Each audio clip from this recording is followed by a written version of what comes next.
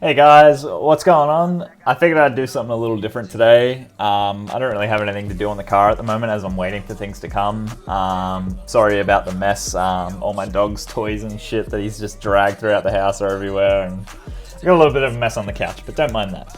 I just wanted to talk about some of the cars that I used to own and stuff, and just sort of, let you guys get a bit more of like an insight into the cars that I've owned and stuff, and like why I'm into cars now.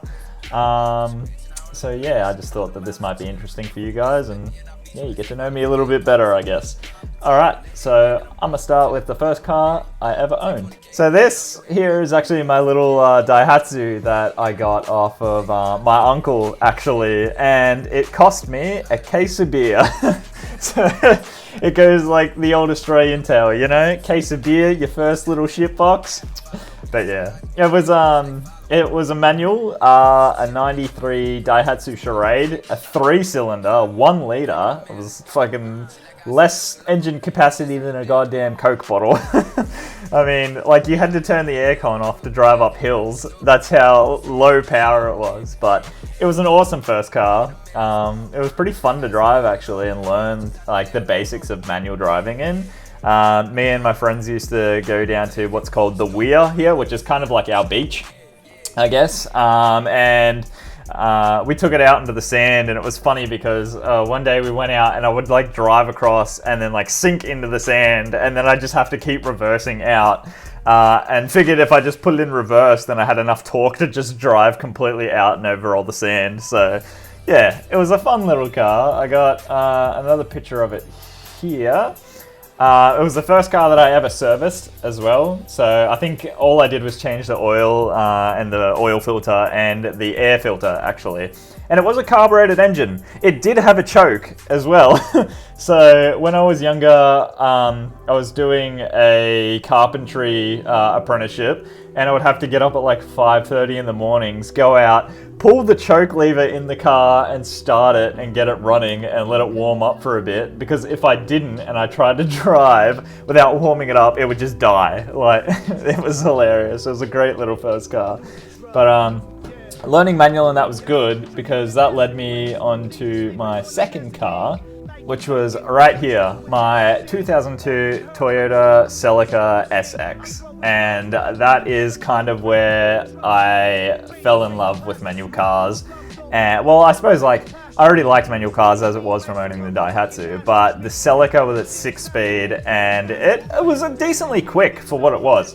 Being like inline 4-cylinder, I think it was a 1.8 litre VVTi Toyota engine. It was awesome. Like, it was front wheel drive, sadly, but that didn't stop you from using the handbrake and sliding it around. Sorry, Dad, if you're watching this. But yeah, it was awesome. It was super fun, super comfortable. I actually took it camping once. I don't think I have a photo of it here, but I was able to make it through puddles and everything that our friend I can't remember, I think he had like a Ford Falcon Ute or something. He couldn't make it through. So I think that just came down to driver error on his part at the end. If I could make it out there in my Celica and he couldn't make it out there in his Ute. And here's another photo of, I think when I first got it registered, because I bought it with New South Wales registration and then had to get it roadworthied for Victorian registration, which is, I was living in Victoria. We lived on the border, actually. I actually still do now. I've moved back from Queensland a couple of years ago, and I live close to where I used to live. But now I'm on the New South Wales side of the border, which is funny. So that's my second car that I ever owned, which was my Celica. And yeah, that was awesome, amazing, great car. And now the car I owned after that was probably, it was my dream car. Like, ever since I was like 15, I had been in love with these cars and I wanted one for ages. And I probably could have got one, honestly, instead of the Celica at the time, if I just did some different stuff financially. Here it is. This was, I think, my 1993 Toyota Supra SZR, I'm pretty sure it was. It had the LSD, the big brakes, and the optioned folding mirrors. And I was so happy when I got this thing. It was like a dream come true. I just remember driving it home from the guy's house that I bought it off, and I can't remember. I think it was he had the exhaust put on, but not properly, so it was like kind of wobbly and moving around a bit, and I could hear something thumping when I was driving home, and I just thought it might have been the exhaust sort of just flapping the back of the car a bit, and I was going to fix that when I got home. I drove it to the mechanic the next day after I bought it to get it roadworthy and everything to be able to drive on Queensland roads. This was when I was living in Queensland. And it turns out that the wheels were barely even on. That wobbling and loud noise that I could hear banging the whole way down to the mechanic was the wheels about to fall off the car. And yeah, luckily all they had to do was just tighten them properly, and then that fixed that. But sadly, sorry, I've got another photo of it here. Here's from the back. So keep in mind, all these cars I didn't own at the same time. So I sold the Daihatsu actually to my family for my sister to learn in when I got the Celica, and then I sold the Celica in order to buy this Supra. But sadly, this Supra met an unfortunate end, and the tires were bald, and I was going to work one night in the rain, and I was about to go to McDonald's first before it. I got like 200 meters away from home, went around a corner, didn't give it any gas or anything. It wasn't trying to be a dickhead. Like, I wish it was a more entertaining story, but sadly enough, my tires were just shit, and I slid out in the rain and I hit a tree dead on. It wasn't even a thick tree at all. It was just, I don't know, the tree, man, it was like a tank. It just took the whole car and completely destroyed the front end. So sadly, that was a write-off. And yeah, I had to say goodbye to my dream car that I got. I think I only owned it for about 4 months as well. But luckily enough, I actually had the money from the insurance payout for the first Supra to go and buy my second one. I think about 2 weeks after I had crashed the first one. So I was still in a Supra and I was super happy. This one, actually, the aircon wasn't working when I bought it. And the white one I crashed went to the wrecker that I used to buy my Supra parts from. So luckily, I was actually able to get the aircon compressor out of my first Supra and get it installed in my second Supra. So I still had a part from my first one in my second one, which was the aircon, and that was kind of cool to me. It was like I sort of kind of get to keep like the heart or something of the other one. I mean, I suppose you'd call the engine the heart, but like it was cool that I had a part from my first one in my second one, sort of like live on with me in my next one. So that was really enjoyable for me. I got a couple of pictures of it here. I was so obsessed with this thing. It's kind of a little rice with the TRD badge on the back, but I loved it, man. Just like the fact that I had this Supra. And this is the first car that I ever bought brand new wheels for. So I went to Tire Power and I ordered a set of, they're called Speedy Hammers. They were the 18-inch wheels in satin black. And my God, I love them, man. They look so good. I had some tire lettering on there. I got myself a little white paint pen and did some tire lettering. Sorry if some of these pictures are a little low quality. I think I kind of pulled them from like Instagram and stuff. So yeah, man, like that was awesome to me. I loved it so much. But sadly, me and my partner were moving out of home. I think I was 22 at the time, and we were sort of getting 22 or 23, and we were getting ready to move out and start our own lives. And I sold the car in order to have more money for us to move out. And that is when I went and I bought myself my first Subaru. So this was just the absolute base model Blob-eye 2-litre NA GX, and I think I only owned this car for about 2 or 3 months, and it was, I think, the slowest car I've ever owned. I think my Daihatsu might have been quicker off the line, being a little 3-cylinder compared to this 4-cylinder Boxer. It was really slow, but it was kind of fun to drive. Being my first all-wheel drive car, it handled really, really good. And I think it was only maybe 4 or 5 days before I ended up actually buying some wheels for this car, which were really cheap because I bought them off a guy on Facebook who bought them for his car, but they didn't fit or something. I think they were the wrong PCD for his car. So these were like 5x100 stud pattern, and I think his car must have been 5x 114.3 or something. So I got them really cheap. Brand new, which is awesome. The fitment was quite whack. The rear fitment looks like it was okay, but that front fitment, there's so much wheel gap there. And I went with way too wide a tire that when you drove the car, you could hear it like rubbing on the tire, and it was basically like a knife sort of cutting into the sidewall. So it was really bad, but I ended up selling that car just before me and my partner moved.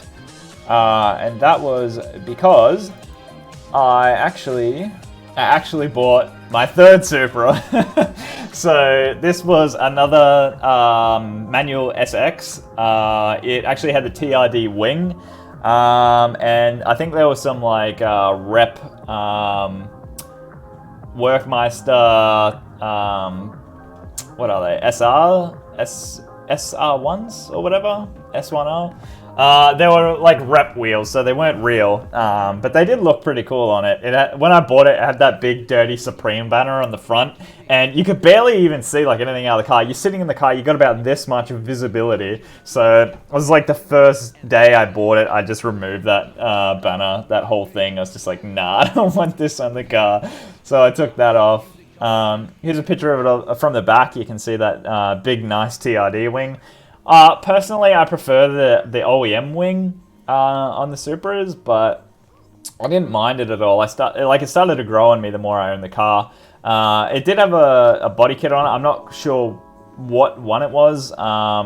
It's not the factory Aero. It's something else. Not too informed on that, but like I was just super happy to be in another Supra.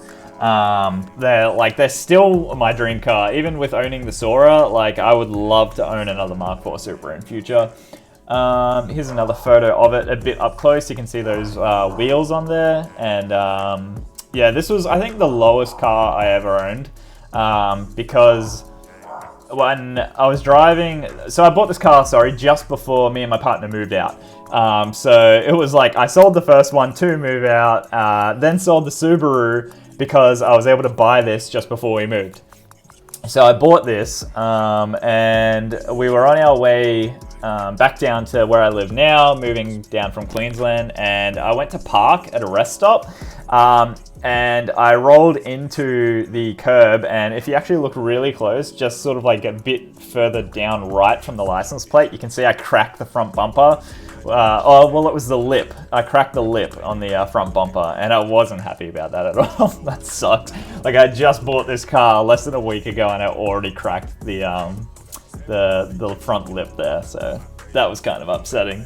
And then I went from that to buying a WRX actually.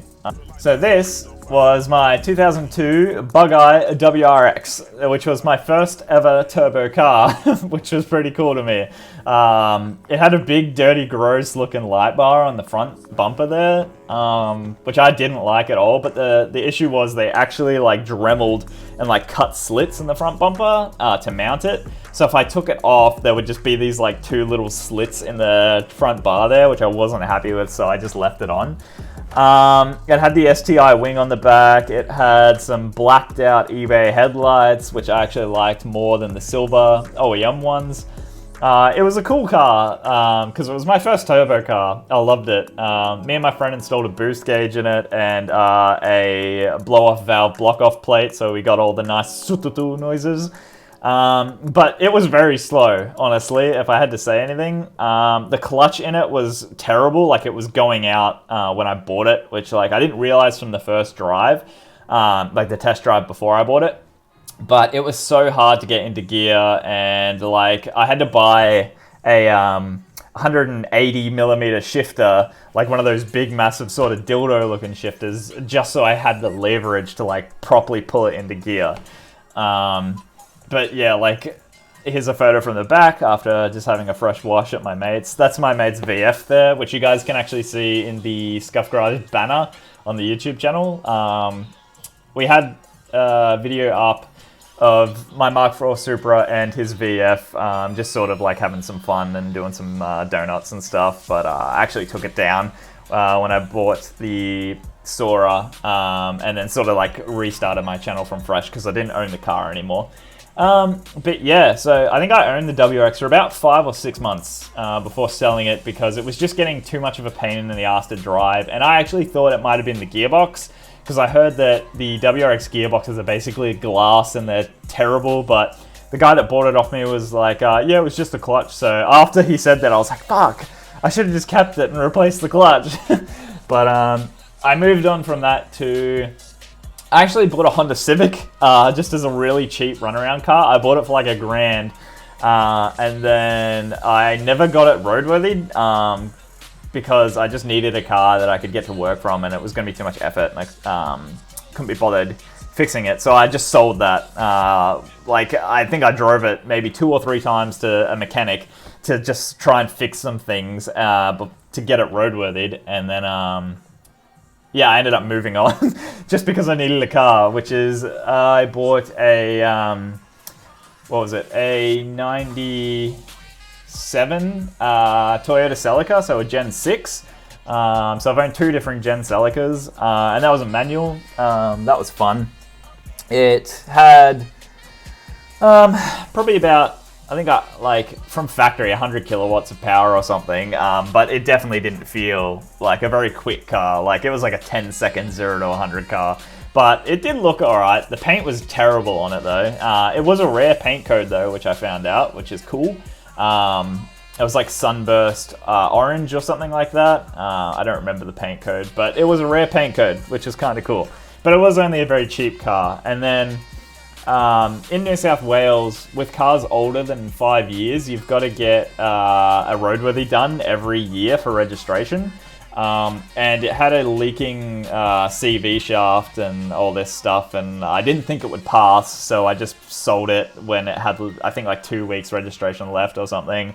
I just sold it, and then I moved on to a Toyota Avalon, actually, which was the first car I started Scuffed Garage with. I've got, I think it's like 2, I think I have 1 video actually on the channel that's hidden, which is just me installing some Bunnings garden edging on the front bumper as a front lip that I saw Mighty Car Mods do years ago, and then I just like plasti dipped that white.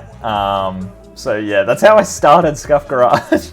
And then I think I probably owned that for about 3 or 4 months, and it was a really comfy car, and the V6 in that is surprisingly powerful, and the car was pretty quick for like a little runabout sedan. I was pleasantly surprised, but sadly it was front wheel drive. It would have been really cool if it was rear wheel drive, but yeah, the V6, 1MZ FE and those things is pretty cool, and it can actually sound pretty good.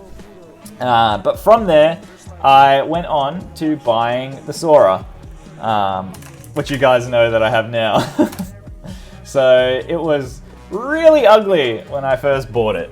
As you can see here in the picture, like this is what it was as soon as I bought it. Big massive chrome wheels, shitty horrid like dark blue paint. Like it was bad, man. Like here's a side profile shot.